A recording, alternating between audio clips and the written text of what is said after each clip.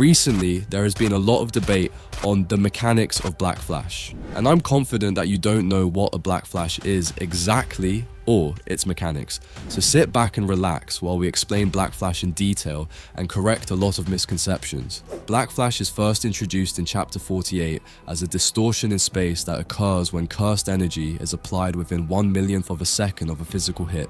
When a sorcerer is able to achieve this, their cursed energy flashes black, and the destructive power of their strike is equal to a normal hit to the power of 2.5. Unleashing Black Flash requires incredible concentration, and no Jujutsu sorcerer can use it at will, not even Satoru Gojo. It does not occur randomly and requires immense skill and combat potential to pull off. According to Aoi Todo, the difference of the ability to understand the essence of cursed energy among those who have used and those who have never used the Black Flash is the difference between heaven and earth. Kento Nanami, the former record holder for most consecutive uses of Black Flash, explains that using it consecutively is nothing impressive. Regardless of how you got it right the first time, whether it was skill or simply luck, it causes the user to enter a state where manipulating your cursed energy becomes something as simple and natural as breathing. It can result in a feeling of omnipotence, as if everything revolves around you. This leads to a greatly increased performance in combat, allowing the user to operate at 120% of their maximum potential. In essence, Black Flash is the equivalent of a critical hit. It requires a lot of concentration to land, and no one can use it at will. Landing a Black Flash leads to a better understanding of cursed energy, allowing the user to operate at 120%, and in some cases, the user would gain permanent power-ups. This is a basic explanation of Black Flash, and I'll go into the controversial parts at the end of the video. Now that you have a basic understanding of Black Flash, let's dive deeper and discuss the mechanics of recovering cursed energy after landing a Black Flash. Black Flash leads to a greatly increased performance in combat, allowing the user to operate at 120% of their maximum potential. Upon landing Black Flash, the user's cursed energy output is set to 120%. This is a flat, static amp. It does not stack upon itself, contrary to what so many individuals believe. If this buff truly was a stackable application, then Giga would have said adds 20% or 20% additional. It's clearly mentioned the user of the Black Flash operates at 120% of their maximum potential, which does not imply 20% additional potential. Another thing worth noting is that landing one Black Flash doesn't guarantee regaining the cursed energy of the user. Let me explain. In chapter 128, after Mahito, Yuji, and Todu landed one Black Flash each, the narrator notes that all three are now bringing out 120% of their potential. During the Gojo vs Sukuna fight, and while Gojo landed 4 Black Flashes, the narrator explains in chapter 255 that Gojo regained his cursed energy output after landing the second Black Flash, not the first one. Furthermore, Sukuna, by chapter 256, has landed 4 Black Flash and is yet to recover his cursed energy output.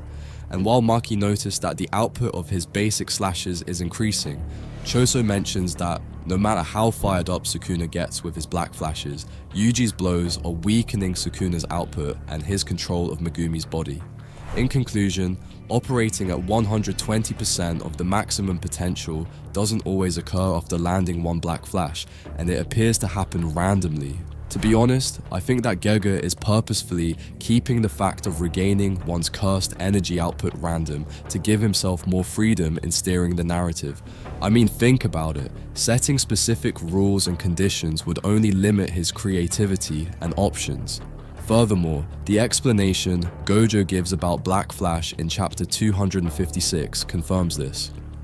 Gojo explains that landing a Black Flash is a very complex phenomenon that contains a lot of variables like physical condition, the opponent's cursed energy, and even temperature and humidity, because it's a spatial phenomenon after all. The point is, there's no correct answer to how to unleash a Black Flash.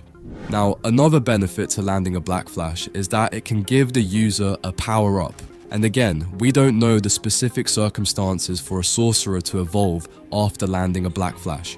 For instance, during the Shibuya incident, Mahito was able to evolve to his final form after landing a second Black Flash in the battle against Yuji and Todo.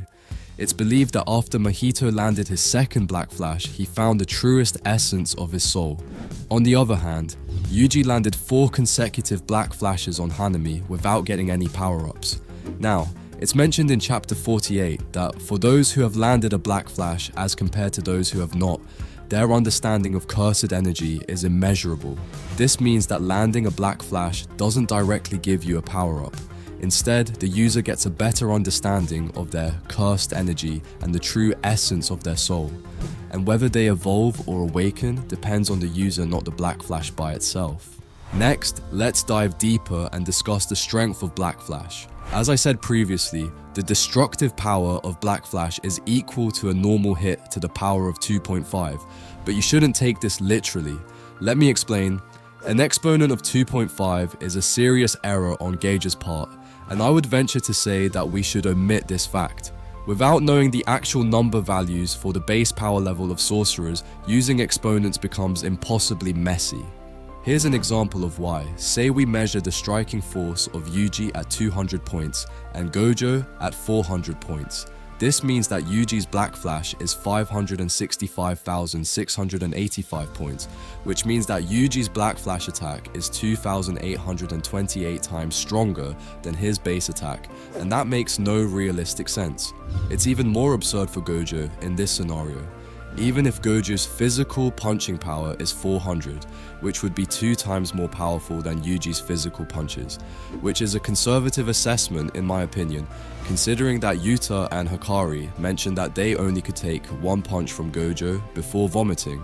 Also, Megumi had to go to Shoko from a simple flick to the forehead. So, assuming that Gojo's punch is at least double the strength of Yuji's is a conservative assessment, so this means that Gojo's Black Flash has 3,200,000 points. That would mean Gojo's Black Flash is 8,000 times stronger than his regular punches. For context, Sukuna tanked 4 Black Flashes from Gojo without taking any considerable damage. This means that Sukuna handled the equivalent of 32,000 punches from Gojo and survived without any critical injuries. Hopefully, people can understand why this completely breaks the power system, and these absurd numerical values do not translate to what we see in the manga and anime. Furthermore, when you consider how Gege came up with the concept of a 2.5 exponent, you understand why you should take it with a grain of salt. Gege himself explains on the last page of chapter 48 that when he was creating Black Flash, he took inspiration from Kaioken and Char's Zaku, 2 techniques that use multiplying, which is easy to understand and sounds strong, while he sought something more impactful and considered exponents. Gege Akutami chose exponent to highlight the powerful impact of Black Flash. And in my opinion, we should take Black Flash just as Gege intended, a very strong critical hit, and we should just ignore any numbers in this matter. This is it for Black Flash. Hopefully, this video cleared everything. Thank you so much for watching, and don't forget to like, share, and subscribe.